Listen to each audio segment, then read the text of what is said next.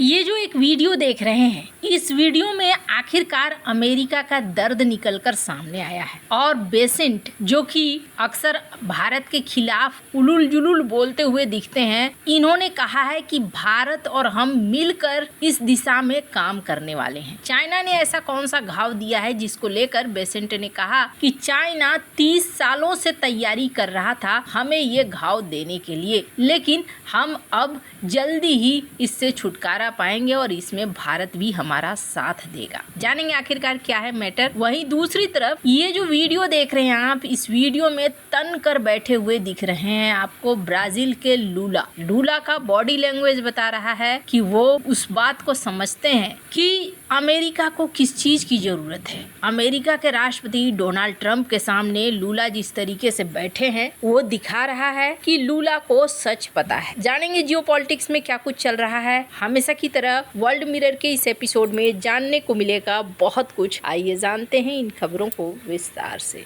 America अभी उतावला है दो चीजों के लिए और दोनों ही चीजों का कारण जानकर आपको आश्चर्य होगा। एक वेनेजुएला के मामले में उतावला दिख रहा है, आक्रामक दिख रहा है, और एक अचानक से निकल कर आ गया नाइजीरिया कि नाइजीरिया के मामले में भी अमेरिका बहुत ही ज्यादा आक्रामक हो गया, जबकि नाइजीरिया तो सहयोगी देश रहा है। लेकिन डोनाल्ड ट्रंप ने अपने सेना को कह दिया, अपने डिपार्टमेंट ऑफ वॉर को कह दिया, भैया तैयार रहो, नाइजीरिया हमारे अगले निशाने पर है, क्योंकि वहां पर क्रिश्चियन समुदाय के साथ कुछ गलत हो रहा है। अब ये दोनों की कहानी क्या है और क्यों अभी ये दोनों बहुत ही ज्यादा जरूरी हो गए हैं अमेरिका के लिए, उस पर भी अभी बुरी तरीके से अमेरिका परेशान हुआ है और परेशान होकर अमेरिका ने डील करी है। मैंने आपको कई बार कहा है और आज आप याद रखना, मैं इस बात को कह रही हूँ। बहुत सारे मीडिया हाउस ये कह रहे हैं कि G2 बन गया, G2 बन गया, अब भारत को कॉर्नर पे कर दिया अमेरिका ने, अब सिर्फ चाइना के साथ अमेरिका आगे बढ़ेगा। तो ये जो सीन है ना, ये टेम्पोररी सीन है, ये सीन परमानेंट हो ही नहीं सकता है और इसके पीछे बड़ा कारण है क्यों नहीं हो सकता है। अभी बेसेंट के एक इंटरव्यू को सुनिए। They think that the Chinese weren't going to roll out these rare earth restrictions. They've been putting this plan together for 25, 30 years, and the U.S. has been asleep at the switch. And now this administration, we're going to go at warp speed over the next 1-2 years, and we're going to get out from under the sword that the Chinese have over us, and they have it over the whole world. And this time, we have rallied the allies, and so it is going to be all the Western democracies, the Asian democracies, and India are also going to join us in this in trying to form our own supply chains. We don't want to decouple from China, but we need to de-risk. They've shown themselves to be an unreliable partner in many areas. यहाँ पर America का दर्द निकलकर छलक कर बाहर आ रहा है। अमेरिका को एक चीज का आभास हो चुका है कि 30 सालों से तैयारी कर रहा था चाइना उनके खिलाफ और उस तैयारी में अमेरिका को मात मिली है। अमेरिका इस व्यापार युद्ध को हार गया है। अब ये उनके खुद के बोलने से ही आपको समझ में आ रहा होगा। यहाँ पर बेसेंट ने ये कहा कि रेयर अर्थ मटेरियल को लेकर तैयारी काफी पहले से कर रहा था चाइना, और रेयर अर्थ मटेरियल के मामले में अब यहाँ पर दुनिया को उसने विवश कर दिया। वैसे हम लोग अपने सहयोगियों के साथ मिलकर काम कर रहे हैं यूरोप, एशिया, भारत में, ताकि कुछ सालों के अंदर ही हम ये जो सप्लाई चेन की समस्या है इससे हम बाहर आ जाएंगे। ये कहना है बेसेंट का। अब आप जरा सोचिए कि यहाँ पर असली मुद्दा क्या है जिसकी वजह से डोनाल्ड ट्रंप झुक गए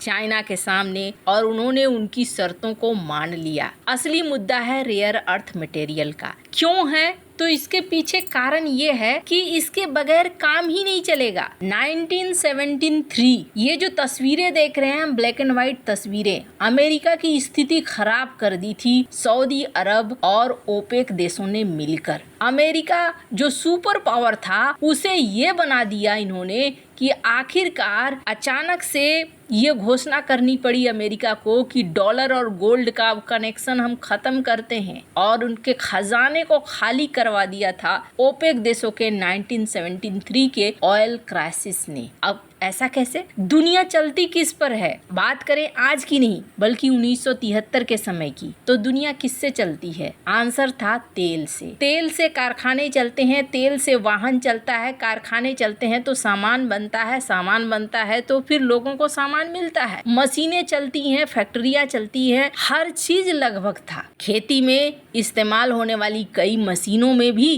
तेल की जरूरत थी। तो ये सारा कुछ तेल पर निर्भर था।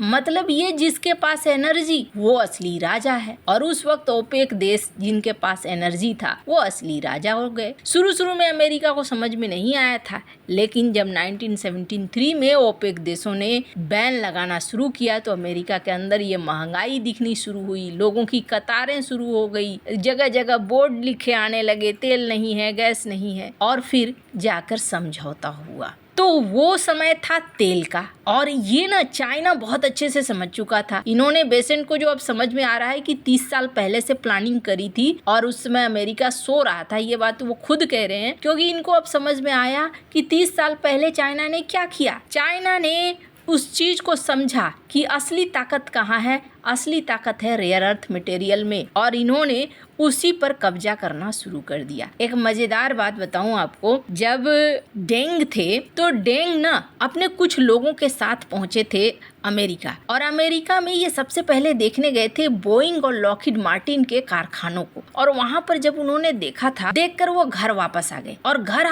वापस आकर उन्होंने कहा था कि अगर अरब देशों के पास एनर्जी है तो चाइना के पास रेयर अर्थ मटेरियल है, और उन्होंने रेयर अर्थ मटेरियल पर प्रोडक्शन करना, रिफाइनिंग करना ये शुरू कर दिया। समय लगा, वक्त लगा। 30 साल बाद आज स्थिति ऐसी हो गई है कि अमेरिका के फाइटर जेट नहीं उड़ेंगे, अमेरिका के वॉरशिप काम नहीं करेंगे, अमेरिका का हथियारों का बड़ा उद्योग बेकार हो जाएगा, अमेरिका के सैटेलाइट बर्बाद हो जाएंगे, स्पेस एजेंसी बर्बाद हो जाएगी, क्योंकि सब कुछ बनाने के लिए चाहिए तो रेयर अर्थ मटेरियल। ऐसे में ये वो कमजोर नब्ज है जिसे चाइना ने पकड़ा, और ये अब अमेरिका समझ गया है। अमेरिका क्या कर रहा है? अमेरिका अब रेयर अर्थ मटेरियल ढूंढने की तैयारी कर रहा है, चाहे वो दोस्ती से हो, चाहे आक्रामक रवैये से हो। पाकिस्तान के साथ इनका मोह भंग हो रहा है। पाकिस्तान को लेकर जो ये सोच रहे थे वो प्लानिंग इनकी सक्सेस नहीं हो रही है। अब बेसेंट ने जो ये कहा कि भारत के साथ मिलकर ये रेयर अर्थ सप्लाई का एक बड़ा चैन बनाएंगे, इसके पीछे कारण क्या है? कारण ये है कि भारत के पास खुद भी अच्छा खासा रेयर अर्थ है, सिर्फ रिफाइनिंग वगैरह नहीं हुई है, और रिफाइनिंग करने का प्रोसेस भारत को शुरुआत करना है। तो पहली चीज ये है। दूसरा कारण ये है कि ये जो बंदा देख रहे हैं ये है ब्राजील के पास रेयर अर्थ मटेरियल भंडार भरा पड़ा है, और ये जो आपने देखा ना तनकर बैठे हैं, ये इसीलिए बैठे हैं क्योंकि ये भी जानते हैं कि इनके पास दुनिया की सबसे बड़ी ताकत इस वक्त जो है वो मौजूद है। भारत के साथ सप्लाई चेन क्यों बनाना चाहता है अमेरिका? इसके पीछे दूसरा कारण ये है कि भारत, ब्राजील, ऑस्ट्रेलिया इन देशों के साथ अच्छे संबंध रख रहा है, और रेयर अर्थ मटेरियल को लेकर डील भी चल रही है। कहा जाता था आज से कुछ महीने पहले ब्राजील और अमेरिका एक साथ आ जाएंगे ना तो ये चाइना को रोक देंगे, और अब क्या कहा जाता है, चूंकि ब्राजील तो 50% टैरिफ की मार झेल रहा है, अमेरिका के ऊपर वैसे ही गुस्सा है, अब ये कहा जा रहा है कि ब्राजील और भारत एक साइड आ गए ना तो आधी दुनिया जीत लेंगे। तो एक तरफ अब भारत की जरूरत इन्हें है, और ये ना 1-2 साल का समय है, बस 1-2 साल के बाद जो है ये पूरी बाजी पलटती हुई दिखेगी। वहीं दूसरी तरफ अगर अमेरिका को देखें तो आजकल नाइजीरिया के पीछे पड़े हुए हैं। हालांकि कई लोग ये कहते हैं, जैसे कि विकिपीडिया की ये रिपोर्ट, कि नाइजीरिया के पास भी रेयर अर्थ मटेरियल के भंडार खूब हैं। मतलब साम दाम दंड भेद ये सब कुछ कहाँ पर लग रहा है? रेयर अर्थ मटेरियल पर। भारत ने भी अपने इंसेंटिव को तिगुना कर दिया है, रफ्तार को बढ़ा दिया है। जहां जहां से रेयर अर्थ मटेरियल की डील हो सकती है भारत उस डील को कर रहा है। वैसे आपको क्या लगता है इन सब मामले में? आपकी क्या राय है? कमेंट कर जरूर बताएं। जल्द मिलते हैं अगली वीडियो में नई खबर के साथ।